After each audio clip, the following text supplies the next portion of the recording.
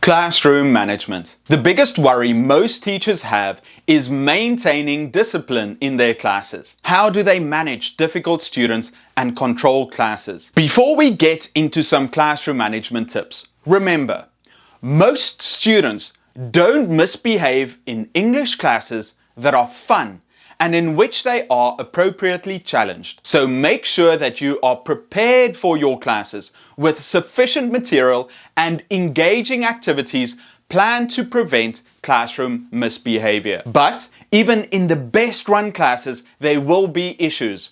So let's look at some things to consider. Get to know your students' names and use it often. Create a routine in class where students know exactly what will happen and what is expected of them. Establish classroom rules early. Practice and repeat in role plays and explanations. Set boundaries. Be friendly with your students, but don't let them take advantage of you and stretch the rules. Explain clearly what is expected of them and how they should behave. Do not take misbehavior personally.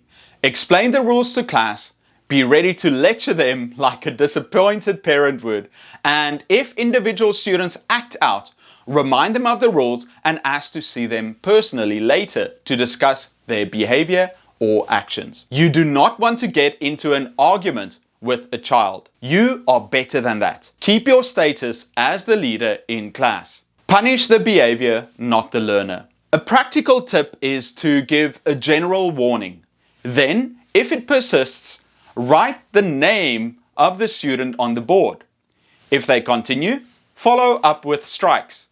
After 3 strikes, ask to see them after class. Remember, the best way to avoid misbehavior is to stop it before it happens. Look out for students that are not on task. Set them to work.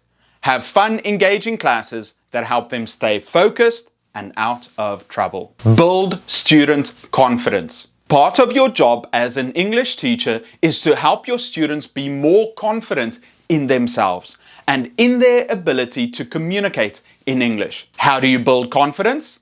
By putting them in uncomfortable situations, succeeding, and gaining experience. Get your students to talk about themselves. Practice useful, valuable skills and praise their effort. You do this by role-playing situations, giving them an opportunity to share experiences in English. Give them useful advice in everything ranging from body language tips, public speaking, and structuring their thoughts. No matter the age of your students, motivation is key to success. So tap into their needs and desires.